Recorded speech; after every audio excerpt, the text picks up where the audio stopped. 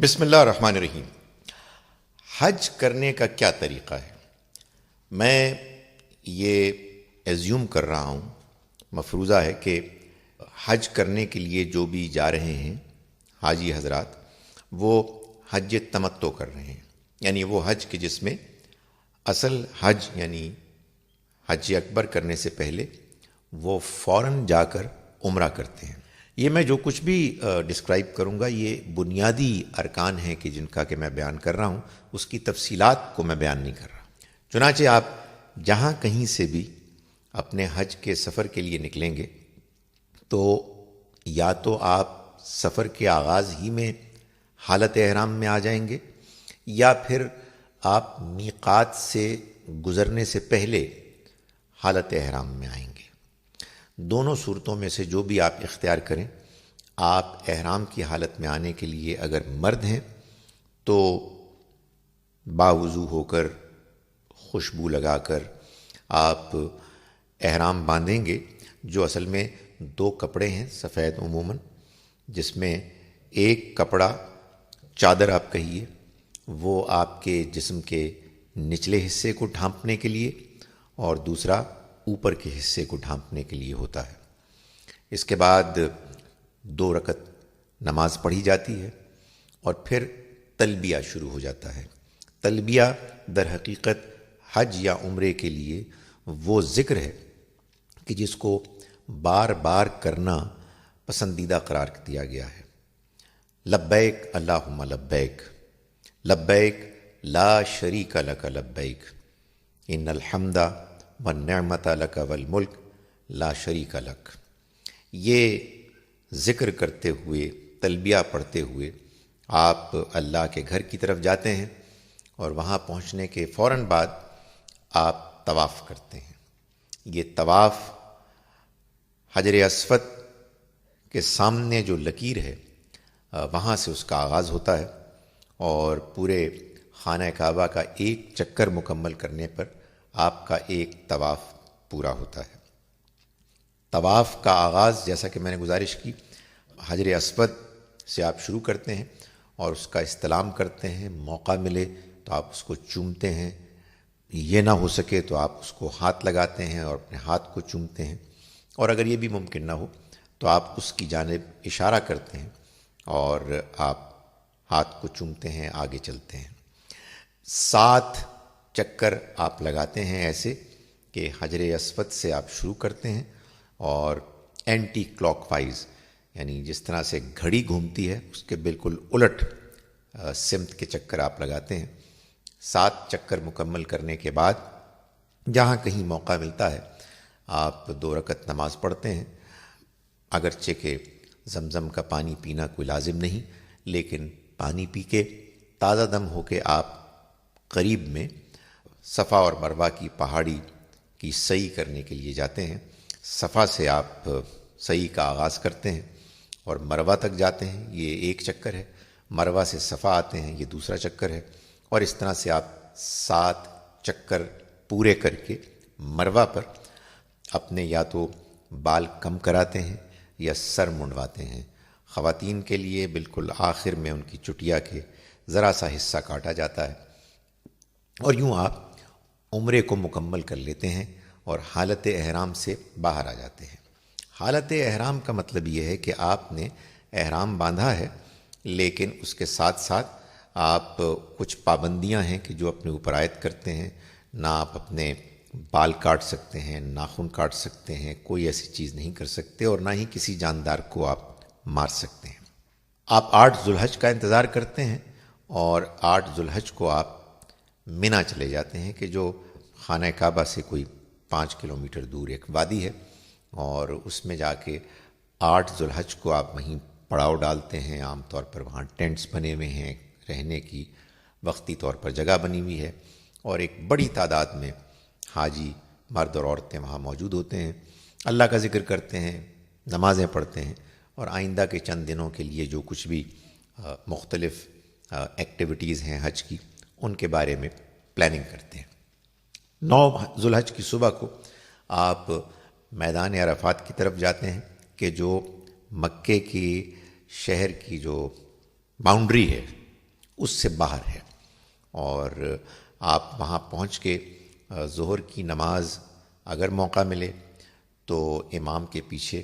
پڑھتے ہیں، پہلے ظہر کی اور پھر عصر کی، دونوں کو قصر بھی کرتے ہیں اور ملاتے بھی ہیں، اور اس سے پہلے آپ خطبہ سنتے ہیں، اور پھر غروب آفتاب تک کئی گھنٹے آپ کو ملتے ہیں کہ جس میں وقوف عرفات ہوتا ہے، یعنی آپ دعا کرتے ہیں کھڑے ہو کے، آپ اللہ سے معافی مانگتے ہیں، اپنے لیے بھی، اپنے رشتہ داروں، دوستوں کے لیے، مرحومین کے لیے، اور اللہ سے توفیق مانگتے ہیں کہ آئندہ کی زندگی آپ کی اچھی گزرے، اور خاص طور پر یہ جو حج کے آئندہ کے مراحل آ رہے ہیں ان میں آپ صحیح طرح سے اپنے حج کی ذمہ داریوں کو پورا کر سکیں۔ آپ غروب آفتاب کے بعد مغرب کی نماز نہیں پڑھتے، بلکہ مزدلفہ چلے جاتے ہیں کہ جو حدود مکہ کے اندر ہے، اور وہاں جا کے آپ کنکر جمع کرتے ہیں کہ جن کو آپ کو رمی جمرات میں استعمال کرنا ہے۔ آپ مغرب اور عشاء کی نماز ملا کر پڑھتے ہیں، آپ سوتے ہیں، صبح اٹھتے ہیں، یہ 10 ذو الحج ہوتی ہے، اللہ کا ذکر کرتے ہیں، تحلیل و تکبیر کرتے ہیں، اور پھر آپ منی کی طرف چلے جاتے ہیں۔ منی جانے کے بعد یہ 10 ذو الحج ہے کہ جس میں تمام دنیا اسلام میں عید الاضحیٰ منائی جاتی ہے۔ آپ پہلے رمی کرتے ہیں بڑے شیطان کی، جس کو جمرۃ العقبہ کہا گیا ہے، اور پھر اس کے بعد آپ کو یہ اطلاع ملتی ہے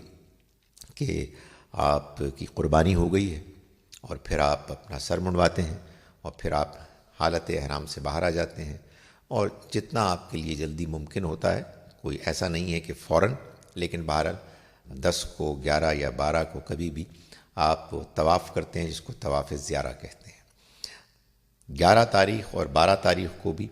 آپ رمی کرتے ہیں، رمی جمرات، جس میں کہ ترتیب یہ ہوتی ہے کہ پہلے جمرۃ الاولیٰ، پھر جمرۃ الوسطیٰ، اور پھر جمرۃ العقبہ، اس کی رمی کرتے ہیں۔ یہ 11 کو بھی آپ کرتے ہیں، 12 کو بھی کرتے ہیں، اور اگر کچھ لوگ طے کریں کہ وہ 13 ذو الحج کو بھی منی میں رہیں تو وہ 13 ذو الحج کو بھی ان تینوں جمرات کی رمی کرتے ہیں۔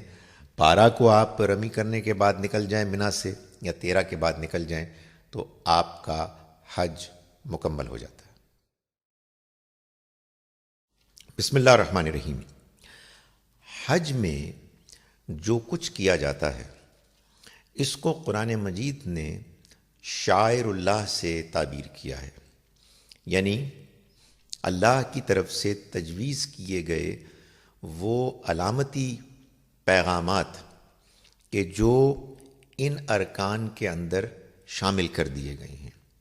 شعیرہ کی جمع شاعر ہے، اور شعیرہ کا مطلب مذہبی سمبلز ہیں،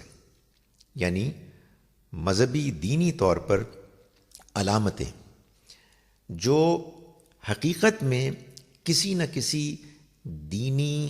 ریالٹی، حقیقت کی طرف اشارہ کر رہے ہیں، لیکن اپنی ظاہری شکل میں وہ کچھ ریچولز ہیں، کچھ مذہبی طریقے ہیں۔ چنانچہ جب ہم حج اور عمرہ کرنے جاتے ہیں تو یہ ضروری ہے کہ ہم یہ جانیں کہ وہ جو شاعر اللہ ہیں، وہ جو مذہبی دینی علامتیں ہیں، ان کے پیچھے اصل حکمت کیا ہے، اصل روح کیا ہے، تاکہ جب ہم ان ارکان کو بجا لائیں تو ہمارے ذہن میں اس وقت ان کو بجا لاتے ہوئے جو صحیح جذبہ ہونا چاہیے وہ پیدا ہو۔ سب سے پہلے ہم احرام کو دیکھتے ہیں کہ جو مردوں کے لیے 2 چادروں پر مشتمل ایک لباس ہے۔ چونکہ ہم حج اور عمرے کے لیے جاتے ہیں، اصلاً اللہ کے گھر میں جا کر اللہ سے ایک روحانی ملاقات کرنے کے لیے، اس وجہ سے ہم کو وہ لباس پہنایا گیا ہے کہ جو در حقیقت مرنے کے بعد ایک مسلمان کو کفن دیتے ہوئے پہنایا جاتا ہے۔ کفن جس لباس پر مشتمل ہے وہی لباس لگ بھگ احرام کا لباس ہے۔ گویا کہ ہم حالت احرام میں آتے ہی اپنے آپ کو اس بات کی طرف مائل کرتے ہیں، ہم اپنے آپ کو یاد کراتے ہیں کہ ہم کو دنیا کو چھوڑ کر اب اللہ سے ملاقات کے لیے جانا ہے تو دنیاوی باتیں، اس کے معاملے میں فکر کرنا، مشغولیت، یہ اب ہمارے ذہن سے خارج ہو جانی چاہیے۔ خواتین کو 2 چادروں کے ساتھ ملبوس کرنے کا حکم اس لیے نہیں دیا گیا کہ ظاہر ہے کہ ان کے معاملے میں جو تقاضا ہے شرم و حیا کا، وہ اس چیز میں رکاوٹ بنتا تھا، مگر ان کے لیے بھی ان کے ساتھ جو مرد ہوتے ہیں وہ چونکہ احرام کے اس لباس میں ملبوس ہوتے ہیں کہ جو ان کو بھی موت کو یاد کرانے کے لیے مؤثر چیز ہوتی ہے، تو ان کو خود تو ملبوس کیا گیا اس لباس میں کہ جو ان کے لیے عام لباس ہے، سادہ، لیکن ان کے ساتھ بہت سے مردوں کے لباس کو دیکھ کے ان کے لیے بھی موت کی یاد دہانی ممکن بنا دی گئی ہے۔ جب ہم حالت احرام میں آتے ہیں تو ہم تلبیہ پڑھتے ہیں، لبیک اللہم لبیک، حاضر ہوں میں، اے اللہ میں حاضر ہوں، لبیک لا شریک لک لبیک، میں حاضر ہوں، تیرا کوئی شریک نہیں، میں حاضر ہوں، ان الحمد والنعمت لک والملک، تمام تعریف اور تمام نعمتیں تیری ہی ہیں اور تمام بادشاہت تیری ہے، لا شریک لک، تیرا کوئی شریک نہیں۔ یہ تلبیہ کیا ہے؟ یہ در حقیقت اللہ کی جانب سے اللہ کے گھر کے تعمیر کے بعد ابراہیم علیہ السلام سے جو تقاضا کیا گیا کہ وہ لوگوں کو دعوت دیں کہ وہ اللہ کے گھر میں آئیں اور اس کا حج، اس کا عمرہ کریں، جس کو قرآن مجید میں سورہ حج کی سورہ نمبر 22 آیت نمبر 27 میں بیان کیا گیا کہ وَأَذِّن فِي النَّاسِ بِالْحَجِّ، کہ تم لوگوں کو حج کے لیے پکارو، دعوت دو۔ تو چنانچہ ہم جب حج یا عمرے کے لیے جاتے ہیں تو ہم اللہ کی اس دعوت پر لبیک کہتے ہوئے جاتے ہیں اور ہم کہتے ہیں کہ ہم حاضر ہیں۔ اس کے بعد میقات ہے کہ جس سے گزرنے سے پہلے ہمیں حالت احرام میں ہونا ضروری ہے، گویا کہ اللہ کی اس سلطنت میں داخل ہونے سے پہلے جو علامتی طور پر ایک سلطنت ہے، ہمارے اس روحانی مقصد کو پورا کرنے کے لیے ہم کو یہ کہا گیا ہے کہ اب آپ اس سلطنت میں چونکہ داخل ہو رہے ہیں، اس لیے آپ کو صحیح یونیفارم میں ملبوس ہونا چاہیے۔ بیت اللہ اللہ کا گھر ہے، یہ گھر تعمیر کیا گیا اللہ کے حکم سے۔ اس کا مقصد یہ ہے کہ ہم اس کی جانب دیکھ کے، اس کی جانب رخ کر کے اس کو یاد کریں۔ یہ در حقیقت علامتی طور پر اللہ کی یاد کو تازہ کرنے کے لیے ایک عمارت تعمیر کی گئی ہے، جس کے ایک کونے میں حجر اسود ہے، کالا پتھر، جو در حقیقت اللہ کا دایاں ہاتھ ہے علامتی طور پر، یمین اللہ۔ اور اس زمانے میں، جس زمانے میں کہ قبائلی نظام تھا، یہ طریقہ تھا کہ قبیلے کے سردار کے ہاتھ کو پکڑ کر چوما جاتا اور پھر عہد لیا جاتا، بیعت کی جاتی۔ تو اب ہم اللہ کے گھر میں جا کے گویا کہ علامتی طور پر اللہ کے دائیں ہاتھ کو چومتے ہیں اور ہم اس کے ساتھ بندگی کا عہد کرتے ہیں، اس کے ساتھ وفاداری کا عہد کرتے ہیں۔ طواف اللہ کے گھر کے گرد 7 چکروں کا نام ہے، جو در حقیقت جب ہم جاتے ہیں تو اپنی قربانی کو پیش کرتے ہوئے اللہ کے سامنے اپنی عاجزی کا اظہار کرتے ہیں اور اس سے درخواست کرتے ہیں کہ وہ ہماری قربانی کو قبول کرے، اور اس طواف کے نتیجے میں ہم اللہ کے بہت قریب اپنے آپ کو محسوس کرتے ہیں۔ ظاہر ہے کہ روحانی طور پر یہ ایک تجربہ ہوتا ہے۔ اور اس کے بعد جب ہم صحیح کرتے ہیں صفا اور مروہ کی، تو اس میں بھی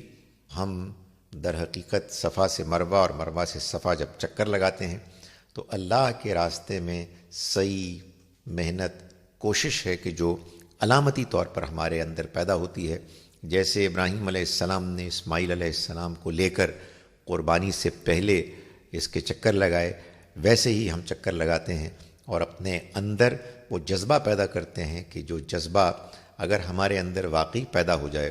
تو ہم اللہ کے دین کی خاطر سعی و جہد کے لیے آمادہ ہو جائیں اور ہمارے اندر وہ جذبہ پیدا ہونا شروع ہو جائے۔ یہ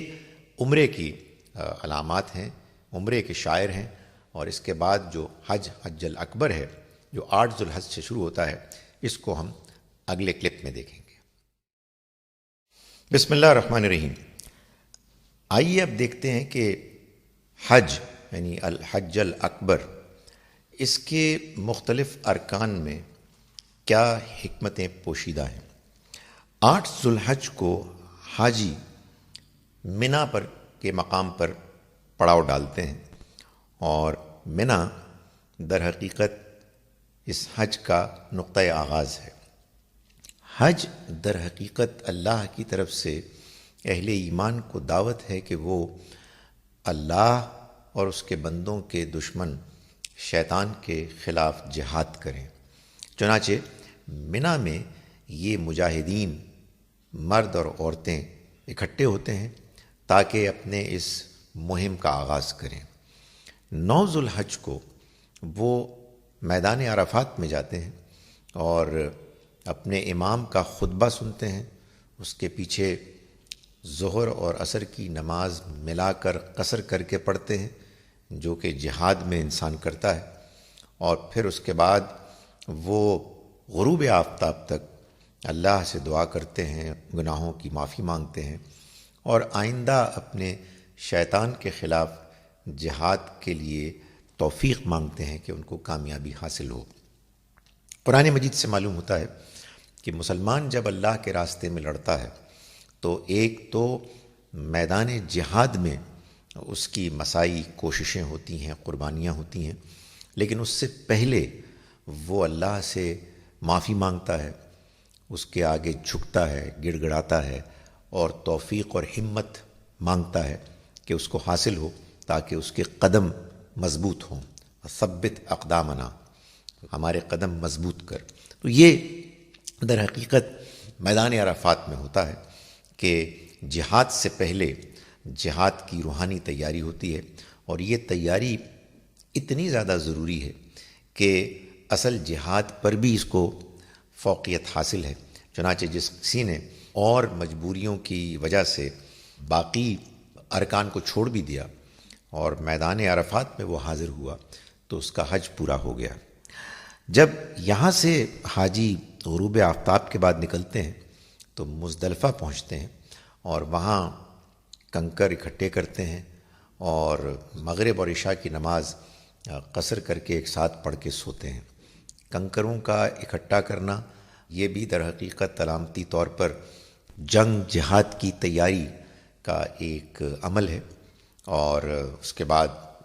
جب وہ صبح اٹھتے ہیں 10 ذو الحج کو تو وہ اللہ کا ذکر کر کے، اس کی بڑائی بیان کر کے، اس کی حمد کر کے نکلتے ہیں اور واپس منا میں پہنچتے ہیں، جہاں وہ بڑے شیطان کو یعنی جمرۃ العقبہ کو وہ رمی کرتے ہیں، اور اس موقع پر آ کے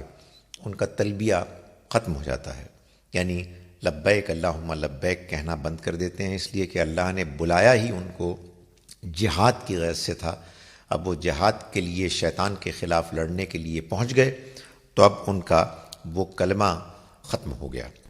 یہ جہاد 3 دن تک رہتا ہے، چوتھے دن بھی جاری رہ سکتا ہے.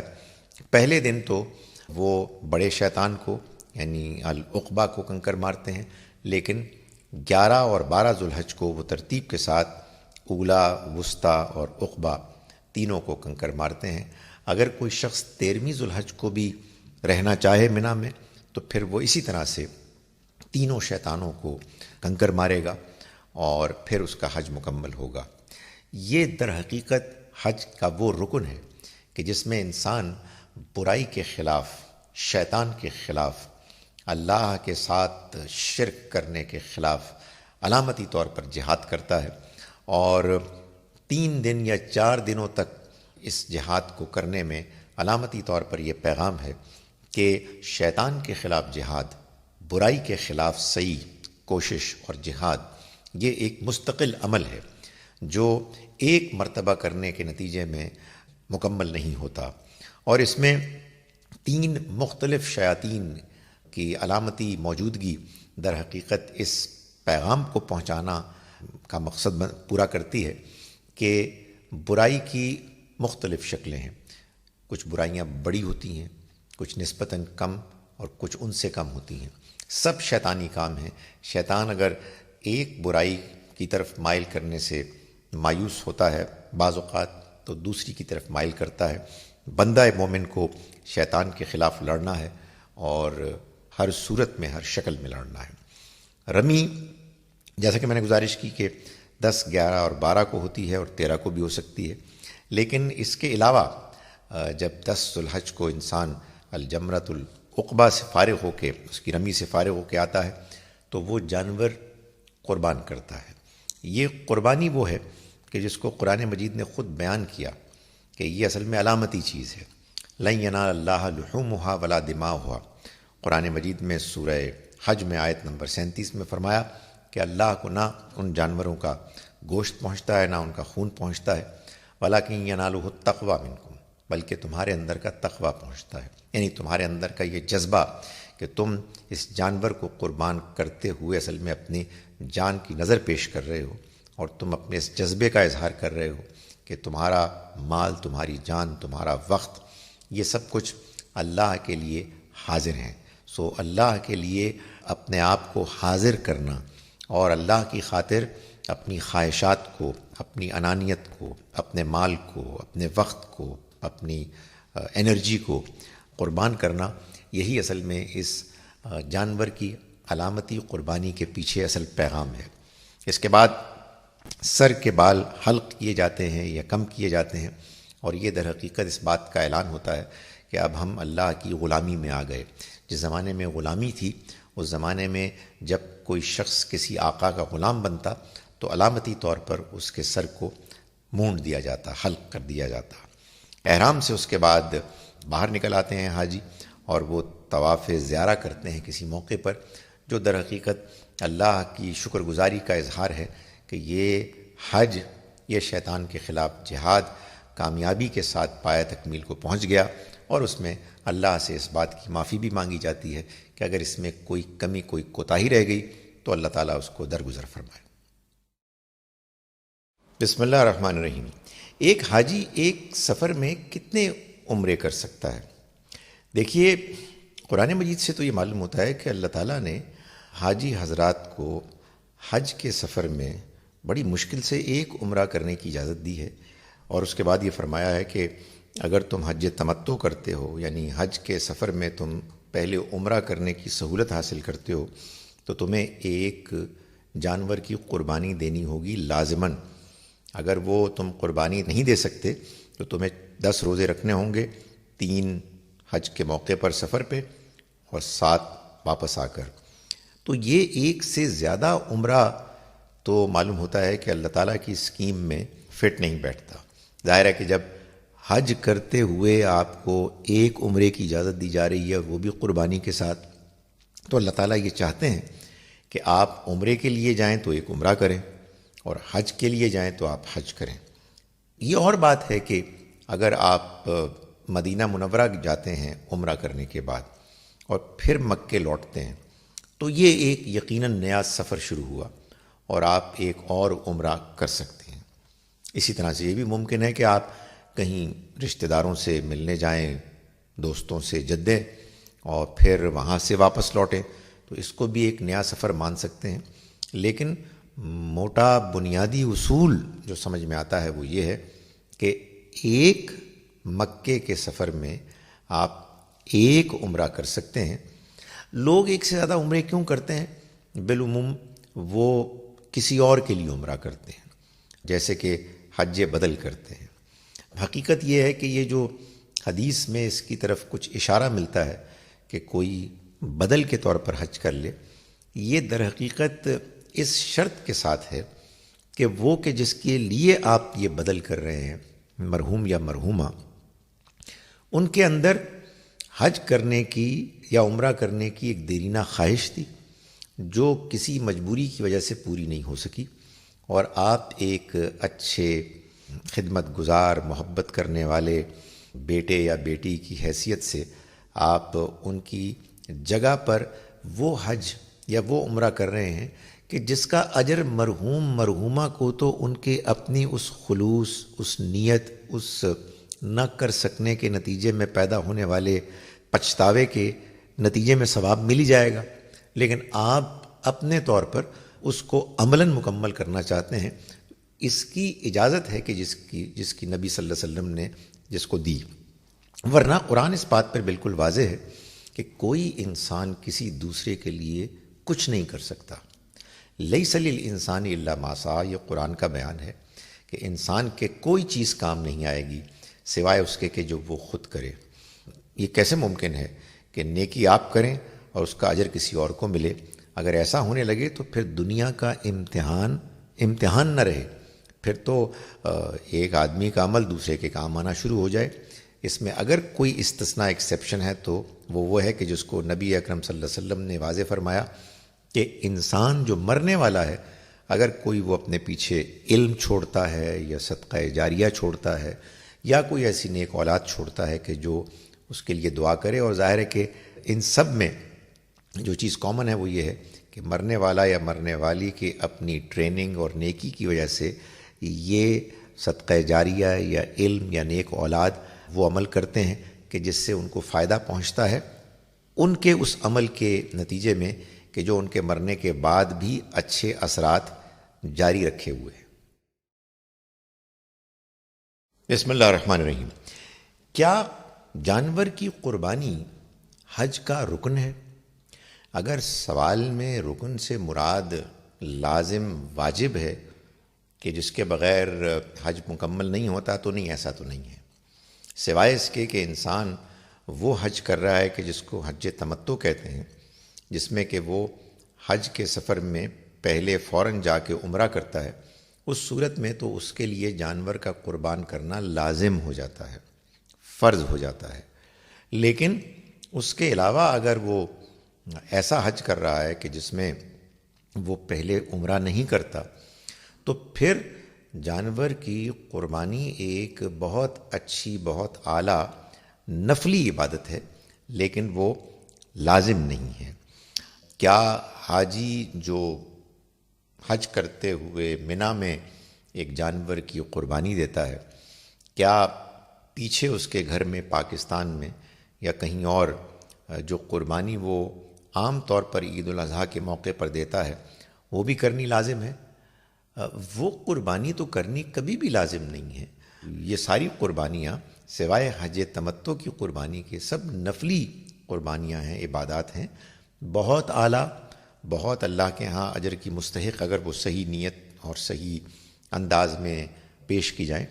لیکن جب کوئی شخص حج کرنے جاتا ہے اور حج میں حج تمتع کی قربانی دیتا ہے یا اس کے ساتھ ایک اور قربانی جو اصل حج کی ہدی کے جانور کی قربانی ہے وہ پیش کرتا ہے،